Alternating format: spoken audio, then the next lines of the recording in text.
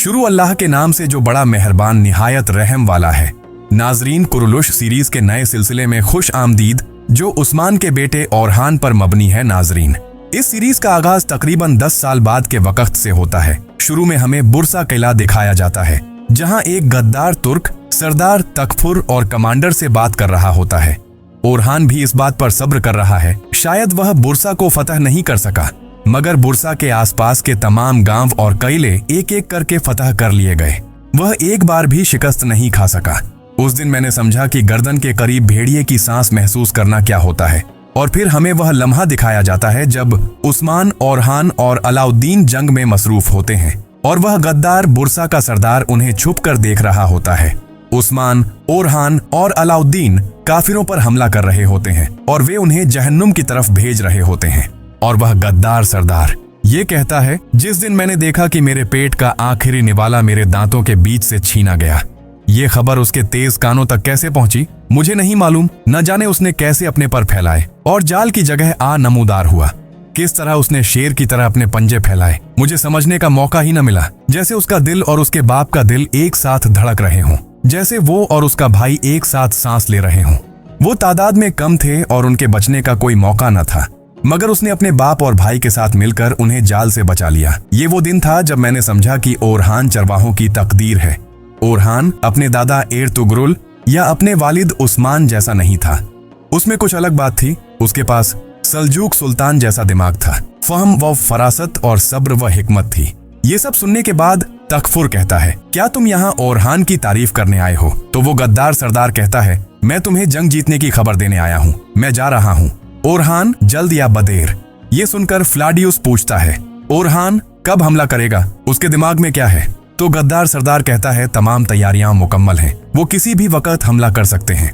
और फिर तकफुर उससे कहता है, तुम्हारी दी गई कीमती मालूमात के लिए मैं तुम्हारा शुक्रगुजार हूँ। वह गद्दार सरदार जब जाने लगता है तो तकफुर उसे एक सोने की थैली देता है और कहता है, सफर बखैर। वह गद्दार सरदार उस थैली को पाकर बहुत खुश हो जाता है। इतने में फ्लाडियुस अचानक अपनी तलवार से उस थैली को काट देता है। सभी सोने के सिक्के जमीन पर बिखर जाते हैं और फिर वह गद्दार सरदार को धक्का देकर पीछे गिराता है और खंजर से उसका गला काट देता है, उसे वहीं मार डालता है। ये सब देखकर तकफुर गुस्से से कहता है, फ्लाडियुस तुमने यह क्या कर दिया? तो फ्लाडियुस कहता है, मैं ऐसे गद्दारों के साथ जंग जीतना नहीं चाहता। जो अपनी कौम के वफादार नहीं, वो हमारे साथ क्या वफा करेगा? जो लेना था हम ले चुके।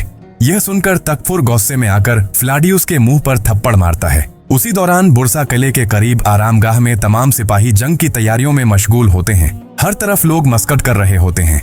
इतने में ओरहान साहब घोड़े पर सवार होकर वहां पहुंचते हैं। वह घोड़े से उतरकर अपने खैमे की तरफ बढ़ते हैं, जहां एक सिपाही वजू कर रहा होता है।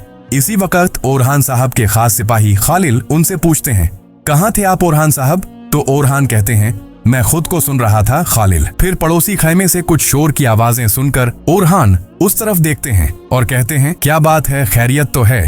तो खालिल कहता है, सिपाहियों के सरदार और जरगे के रायस आपस में लड़ पड़े हैं सरकार। इस पर ओरहान मुस्कुराकर कहते हैं, जानते हो खालिल, वे समझते हैं जंग उन दीवारों के सामने हो रही है, मगर असल जंग तो उसी जरगे के अंदर हो रही है। बताओ मुश्किल क्या है, फसिलें पार करना या बाबा के काबिले इज्जत सरदारों को काबू में रखना?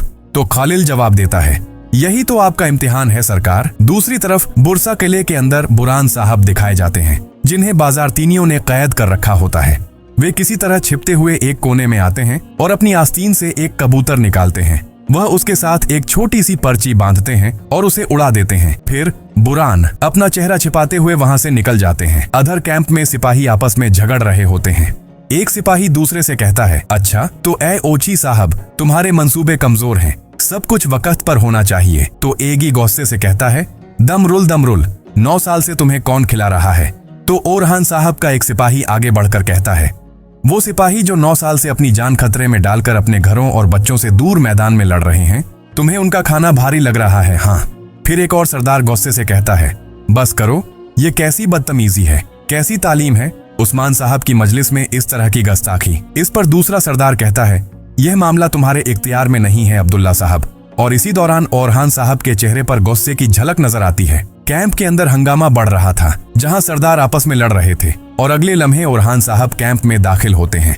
ओरहान को देखकर सभी सरदार सीने पर हाथ रखकर झुक जाते हैं और ओरहान कहते हैं, अपना हक माफ करो, बाएं कोरजा तुर्गुत अल्प बामसी बेरात अब्दुल रहमान गाजी, मेरे दादा एर्तुगरुल, वो हमें माफ करें, वो हमारा हक माफ करें। हमने इनामात वसूल किए, हम जंगों में गए, हमने जंगें जीती, हमने किला फतह किया, मगर हम भाईचारा भूल गए, हमने वफादारी खो दी, हमने सहावत भूल दी, वो हमें माफ करें। सभी सरदार कहते हैं हमें माफ करें। ओरहान कहते हैं मुझे नहीं बल्कि शहीदों को माफ करो। गाजियों का सिर साहिब उस्मान से माफी मांगे तो शाहीन कहते हैं मगर शहीदों और गाजियों का सिर तुम्हें माफ करेगा ओरहान कहते हैं मेरी गर्दन हमेशा उनके लिए झुकी रहेगी, मगर मेरी क्या गलती और गुनाह है। शाहीन कहते हैं फौज तैयार है, हर कोई बेचैन है, सब्र का पैमाना लबरेज हो रहा है। हम 9 साल से बुरसा के शहर की निगरानी कर रहे हैं। हमने आसपास के सभी किले फतह कर लिए और हम फिर भी निगरानी कर रहे हैं। हम उसके खेतों की तरफ क्यों नहीं मुड़ रहे? हम काफिरों के सिर क्यों नहीं उड़ाते? हम यहाँ पत्थर पत्थर पर क्यों छोड़ रहे हैं और लाशों को सुरक्षित क्यों छोड़ रहे हैं? ओरहान साहब बताइए। ओरहान साहब देखो तुम्हारी फौज भूखे भेड़ों की तरह एक दूसरे को खा जाएगी। तो ओरहान कहते हैं आज रात बुरसा के दरवाजे बिना किसी हिचकिचाहट के खुलेंगे। ये सुनकर सभी सरदार हैरान रह गए। आज रात शाहीन साहब भी हैरान थे, अब यह कहां से आया? ओरहान कहते हैं आज रात हम पश्चिमी दरवाजे से बुरसा में दाखिल हो रहे हैं। तो शाहीन साहब कहते हैं फिलहाल मुझे क्यों नहीं मालूम, हम यहाँ बेफायदा खड़े हैं। ओरहान कहते हैं तुम मेरे वालिद के दोस्त हो शाहीन साहब, मैं जानता हूँ तुम्हारे दिल में क्या है। और फिर बुरान की भेजी हुई खबर दिखाते हुए वे कहते हैं जो लोग मैंने जासूस के तौर पर भेजे हैं वे बुरान कमांडर हैं। इंशाअल्लाह आज रात हमारे लिए दरवाजा खुलेगा, फिर गनाजियां मानिए और बहनें सुकून में होंगी। शाहीन बे पूछते हैं अच्छा तो अगर तुम कामयाब ना हुए तो? ओरहान साहब ओरहान कहते हैं मेरा वालिद, मेरा दादा और सभी हुक्मरान जिनको हम जानते हैं हमेशा कहते रहे हमारी कोशिशें फतेह अल्लाह की तरफ है। सभी सरदार जोर से कहते हैं या अल्लाह, और ओरहान कहते हैं चलो तैयार हो जाओ, आज रात मेरे समेत सभी सिपाही फराइज पर होंगे, हम या तो शहीद होंगे या गाजी बनेंगे। सभी सरदार भी जोर से कहते हैं हम या तो शहीद होंगे या गाजी। ये कहकर ओरहान साहिब वहां से चले जाते हैं। पीछे से शाहीन साहिब कहते हैं इंशा अल्लाह आपकी बात सच साबित होगी। अगले मंजर में दिखाया जाता है कि ओरहान साहिब खालिल से कहते हैं यह लिख लो कारा खालिल, जब हम खेतों को पार करके वहां अपना झंडा लहराएंगे तो सबसे पहले हम अपनी मुंजम फौज बनाएंगे, हम एक नया निजाम तख्लीक देंगे। खालिल पूछता है और सरदारों का क्या होगा? ओरहान कहते हैं हम उन्हें सख्त और पेचीदा जिम्मेदारियां देंगे, उन्हें पूरी ताकत से रियासत की सेवा करनी होगी, उन्हें जंग और अमन दोनों में बहुत से काम अंजाम देने होंगे ताकि उनके पास आपस में लड़ने का वक्त ही न हो। हम एक वजारत कायम करेंगे, हम अपने नाम के सिक्के बनाएंगे, नई जमीनें फतह करके हम ऐसी रियासत कायम करेंगे जिसमें तमाम मुसलमान और गैर मुसलमान शामिल होंगे, एक ऐसी रियासत जिसमें 71 कौमें होंगी और जो कभी खत्म नहीं होगी। खालिल खुशी से कहते हैं इंशा अल्लाह सर, इंशा अल्लाह। और ओरहान मुस्कुराकर कहते हैं तब हम इंसानों के लिए सूरज की तरह होंगे, लेकिन अगर हम नया निजाम न बना सके तो तबाही बर्पा होगी और जमीन बर्बाद हो जाएगी। फिर मंजर किले की तरफ मुड़ता है जहां काई कबीला दिखाया जाता है। सभी काई सिपाही आपस में मस्कर कर रहे होते हैं। इसी दौरान बूढ़े उस्मान साहब अपने पोतों के साथ तलवारबाजी कर रहे होते हैं और उन्हें जंगी तालीम सिखा रहे होते हैं। करीब खातून और उनकी खादिमा हफ्सा खातून खड़ी होकर यह मंजर देख रही होती हैं। उस्मान अपने पोतों से कहते हैं चलो जितना तुम उछल सकते हो उससे ज्यादा अहम यह है कि तुम कितनी साबित कदमी से खड़े रह सकते हो। कासिम कहते हैं अगर हम ज्यादा मेहनत करें तो क्या हम आपको हरा सकते हैं? दादा जान उस्मान हंसकर कहते हैं यकीनन हरा सकते हो, लेकिन असल बात एक दूसरे को हराना नहीं बल्कि मुहतिद होकर दुश्मन को हराना है। सुलेमान कहते हैं जैसे मेरे वालिद और चाचा अलाउद्दीन है ना? उस्मान कहते हैं हाँ हाँ बिल्कुल, जैसे मेरा ओरहान और मेरा अलाउद्दीन। शाबाश, जारी रखो। कासिम और सुलेमान फिर से आपस में तलवारें टकराने लगते हैं। यह देखकर खातून खुश होकर कहती हैं अल्हम्दुलिल्लाह, हमारे रब ने हमें यह दिन दिखाया। हफ्सा कहती हैं उस्मान साहब अपने पोतों के साथ क्यों लड़ रहे हैं, वह बुरसा क्यों नहीं जा रहे? खातून कहती हैं क्योंकि उस्मान चाहते हैं कि यह फतह ओरहान और अलाउद्दीन के साथ लिखी जाए। सरदारों को भी उनकी इज्जत करनी चाहिए। सरदार वह होता है जो अपनी रियासत को भविष्य की तरफ ले जाए। इसी दौरान कासिम की तलवार सुलेमान के हाथ से गिर जाती है और जैसे ही वह उसकी टांग पर वार करने लगता है उस्मान कहते हैं रुक जाओ, अपने भाई पर इस तरह हमला। तलवार उठाते समय अपना पैर ऐसे।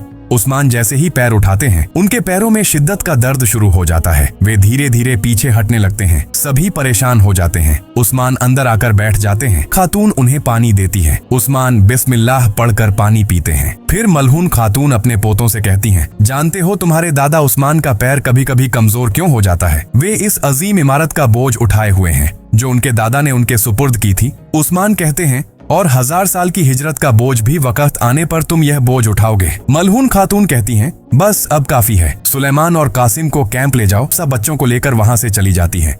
मलहून खातून उस्मान के पास बैठकर कहती हैं, उस्मान चलो कैंप चलते हैं, कुछ देर आराम कर लो। उस्मान मुस्कुराकर कहते हैं, तुम सालों से मेरे साथ यह दर्द सह रही हो। मलहून खातून जवाब देती हैं, उस्मान यह क्या कह रहे हो, अब हम भी तुम्हारे साथ बुरसा जाएंगे। उस्मान धीरे से कहते हैं, बुरसा एक कदम जितना करीब और एक उम्र जितना दूर। और नाजरीन, किस्त यहाँ खत्म होती है। अगली किस्त बहुत जल्द आपसे मुलाकात होगी। वीडियो को लाइक करें और चैनल को सब्सक्राइब करना मत भूलें। कोरलोश अरहान की तमाम एपिसोड्स आपको इस चैनल पर मिल जाएंगे। मिलते हैं अगली वीडियो में, तब तक के लिए अल्लाह नगहबान।